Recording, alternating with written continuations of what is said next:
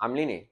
انا احمد رفعت وهكلمكم النهارده عن مراحل تطوير الشركات. قبل ما اتكلم عايز انوه على نقطتين مهمين جدا. اول نقطه الا وهي ان المراحل تطوير الشركات هي بتختلف عن مراحل تمويل الشركات. هم مختلفين لكنهم برضو متقاربين بشكل كبير جدا. تاني نقطة إن كل المراحل دي بتمر بحاجة اسمها بتمويل، سواء تمويل ذاتي أو تمويل من جهة خارجية. التمويل الذاتي بنسميه بوت ستراب. التمويل الخارجي سواء من العيله والاصدقاء او فاميلي اند فريندز، عندنا الانجل انفستورز او الفي سيز. الانجل انفستور بنسميه مستثمر ملائكي، هو شخص او فرد واحد بس استثمر في شركه ناشئه. عندنا الفي سيز هي شركات متخصصه ان هي تمول المشروعات او الستارت ابس وهكذا، او حتى الاس ام ايز عامه يعني عادي. وعندنا ممكن تاخد برضو جرانت او لون. ممكن تقدم في اكسلريتور وانكيبيتور. ايه هما الاكسلريتور والانكيبيتور؟ ديت مسرعه اعمال وحضانه اعمال، ديت الشركات الناشئه بتخش فيهم عشان تسرع الدنيا. بتمولهم بالفلوس بالكابيتال وبرضو الخبرات وهكذا، وتوفر لهم الجايدنس والسبورت وكل الكلام ده. فيلا بينا نبتدي. هم 4 مراحل. انا بحب اخليهم اختزلهم في 4 مراحل. لو انت دورت على الموضوع ده في كتير قوي. عندنا في 6 مراحل، في 5 مراحل، في 4، في different sources ب different مراحل. بس انا هقول لك ال4 مراحل عادي خالص. اول مرحله بنسميها البري سيد ستيج. ثاني مرحله هي السيد ستيج. ثالث مرحله الجروث. رابع مرحله الا وهي الاكزيت ستيج. مرحله البري سيد عايزك يعني السيد يعني ايه؟ البذره. فقبل البذره بتكون الفكره اصلا انك تزرع النبته دي. فمرحله البري سيد الهدف منها اللي احنا نعمل ام في بي ونتحقق منه او نعمله فاليديشن، يعني نستارت الام في بي او نبيلد الام في بي بعدين نعمله فاليديشن. البري سيد ستيج بتتقسم لفور فيزز او هنقسمها برضو ل4 مراحل زي شجره كده. فاول مرحله او اول فيز هي الايديشن، ثاني واحده هي البلاننج، ثالث واحده الكوميتمنت، رابع واحده الا وهي الفاليديشن. فالايديشن هي الفكره او الايديشن فيز، الفكره من المشروع. الفكره او الايديشن فيز هو اول لما تجي لك الفكره، انت قاعد مع اصحابك في القهوه عادي جدا، بتجي لك فكره، بتجي لك افكار. دي هي مرحله بيزيكلي الايديشن ستيج. الايديشن ستيج او الايديشن فيز كلنا كنا فيها قبل كده، كلنا مرينا بيها، بس مفيش حد لسه بيكمل مرحله بمرحله واللي بعده وهكذا. تاني مرحله او تاني فيز معانا الا وهي البلاننج. هنا انت بتبدا تخطط او تقعد مع نفسك وتقول انا هتعمل مابنج كده، انا هكسب من كذا، الريفينيو موديل بتاعي هيبقى كذا، هل انا هكسب من سبسكريبشن موديل ولا هكسب من سيرفيس بير في او بير داي او ان كان، انت هتكسب ازاي. ثالث مرحله الا وهي الكوميتمنت. الكوميتمنت هنا انت بتبتدي تشتغل وبتوقف كلام، انت بتوقف كلام تبتدي تشتغل في المرحله دي. انت في هنا مرحله انت بتحط وقتك ومجهودك وفلوسك كمان في البيزنس ده. فاهم حاجه في الكوميتمنت انك تعمل الام في بي. يعني ايه الام في بي؟ حط لنا هنا الام في بي. الام في بي هو المينيمال فايبل برودكت، يعني المنتج او نموذج اولي من المنتج او الخدمه او السيرفيس، سواء سوفت وير او اي حاجه تكنيكال عامه من اللي انت بتعملها. فدي المرحله ببساطه. رابع مرحله الا وهي الفاليديشن فيز. الفاليديشن فيز هي اهم مرحله، عشان هي اللي بعدها او هي اللي بتحدد هل انت هتكمل بعد كده ولا لا، ولا انت هتوقف.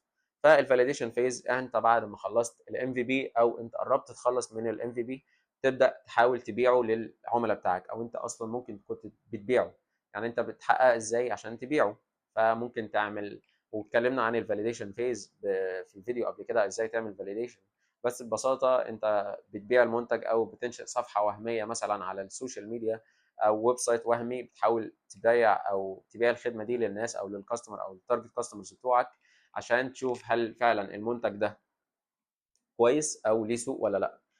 واهم حاجه برضو بتعمل او البرودكت ماركت فيت. ايه هو البرودكت ماركت فيت؟ هو اكتر نسخه من البرودكت بتاعك بيحقق اكتر ربح او عائد منه. فنتكلم عن الطيران مثلا.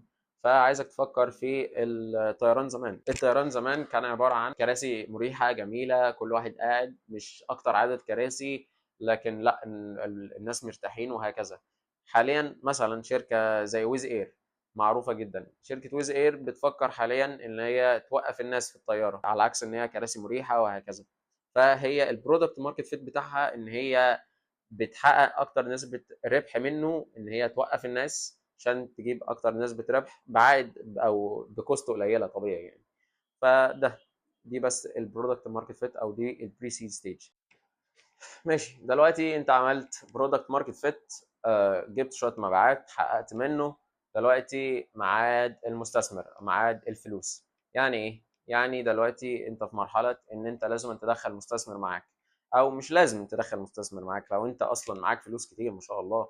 بس هي دي المرحله اللي بتدخل مستثمر معاك، سواء انجل انفستور او سواء في سي، شركات يعني، عشان يوفروا لك حاجات كتيره مهمه زي السبورت، الدعم والارشاد او الجايدنس، واهم حاجه الفلوس او الماني او الكابيتال. الغرض من المرحله دي عشان تكبر وعشان تنتشر، بس تكبر، ممكن نقول تكبر بس بطريقه طفيفه، مش تنتشر ولا حاجه. اللحظه اللي انت بتعمل فيها برودكت ماركت فيت، انت جاهز تنتقل من مرحله الفاليديشن فيز وتخش في مرحله الجروث ستيج. نيجي على الجروث ستيج. الجروث ستيج هي مرحله خلاص اللي انت بتنمو فيها، انت الستارت اب ما عادش ستارت اب خلاص، انت عدت شركه كامله. الهدف من المرحله دي اللي انت تبيع باكتر قدر ممكن، عشان تبيع لازما الريفينيو بتاعك هيزيد، ومع الريفينيو هيزيد الاكسبنسز بتاعتك هتزيد، او التكاليف. انت هتبيع كتير بس التكاليف برضه هتكون كتير. فالمرحله دي انت ممكن فيها يحصل بريك ايفن، او يحصل يعني ايه بريك ايفن؟ يعني اللي داخل زي اللي خارج، يعني اللي انت استثمرته انت فعلا جبته من الريفينيو موديل. او ممكن تكون بتخسر فلوس، او بنسميها بتحرق فلوس. فمرحله الحرق دي عاديه برضو. الهدف من لو حصل حرق، احنا بنخش في جولات تأملية او مراحل بنسميها بقى دي الفيديو الثاني او النقطه اللي انا نبهت عليها من الاول، اللي هي بتخش بقى في سيريسز، اللي هي سيريز A، سيريز B، سيريز C. بس قبل السيريز دي برضو ممكن يكون في بري سيريز A.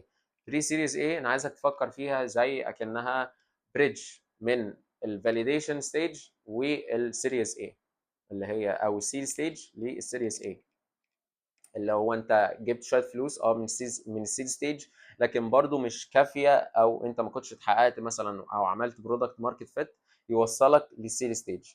في كل المراحل التمويليه عامه لازم تكون عامل حسابك الفلوس التمويليه في كل مرحله تكفيك ان انت تدخل جوله او جوله استثماريه للمرحله اللي بعدها.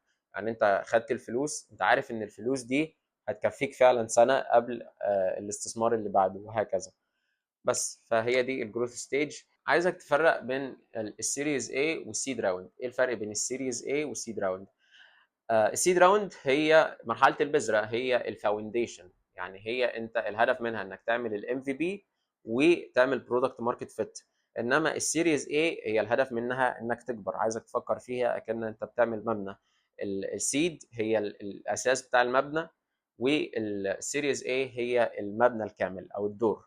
انت ممكن تخش من السيريز A لحد زد، من A لحد زد، تمام. فالسيريز A ممكن تفكر فيها برضو كانها دور في مبنى، انت عملت دور اول. فلما تخش جوله مستثمريه او جوله استثماريه كسيريز A، الا وهي الدور الاول، انت الفلوس اللي انت جبتها من السيريز A هتكفيك فعلا ان انت تبني الدور الاول. بعدين السيريز بي تبني بها الدور الثاني، وهكذا. اخر مرحله معانا الا وهي الاكزit ستيج. الاكزit ستيج تتقسم لحاجتين: الاكزit فعلا اللي انت هتاكزت، والسكيلينج او ان انت تكبر بسرعه، سكيل. عكس انك تجرو بس سكيل لا كبير. الهدف من مرحله السكيلينج، نيجي على السكيلينج هنسيب الاكزit شويه. السكيلينج الهدف منها اللي انت تكبر بطريقه كبيره، مع الهدف اللي انت تخلي الاكسبنسز قليله قوي او ذا سيم عشان ما تحرقش فلوس خلاص. ومن بعد كده انت ممكن برضو في المرحله دي اللي انت بتدخل فلوس او جولات، بتدخل برضو في جولات استثماريه، بس مش بغرض ان انت تسرفايف او ان انت تنجو. انت ما بتنجوش، انت الهدف منها او الجولات الاستثماريه في اخر مرحله دي اللي انت تكبر بسرعه، اللي انت لو انت في السوق المحلي بس، لا تطلع في السوق العالمي وتنتشر في كذا قاره وفي كذا دوله وهكذا. ومن بعد المرحله دي، من بعد السكيلينج، ممكن نخش كمان على مرحله الدوميننت، اللي انت بتبقى او استابليشمنت، اللي انت بتبقى مرحله الاستابليشمنت اللي انت بتبقى مؤسسه موجوده خلاص. الهدف من الاستابليشمنت اللي انت تبقى دوميننت في السوق، اللي انت السائد، انت المتحكم في السوق وهكذا، انت ليك اليد العليا في السوق. بعد الاستابليشمنت بتخش في مرحله الاكزit، تخش في الاكزit، ممكن تعمل اكزit. الاكزit بقى في منها حاجتين، الا وهي الاي بي او، اللي انت تبقى في البورصه العالميه او تو جو بابليك، يعني تكون في البورصه وهكذا. او الحاجه الثانيه اللي معظم الفاوندرز او الانتربرنورز بيهدفوا لها، الا وهي ان انت تبقى تتباع او شركتك تتباع من او اكوايرد من شركه ثانيه يعني كبيره، زي ما ميتا مثلا بتستحوذ على شركات صغيره زي اي شركه يعني في العالم. بس ان شاء الله تكونوا استفدتوا من الفيديو ده، وعجبكم الفيديو اعملوا لايك وشير وسبسكرايب وكومنت. بس سلام.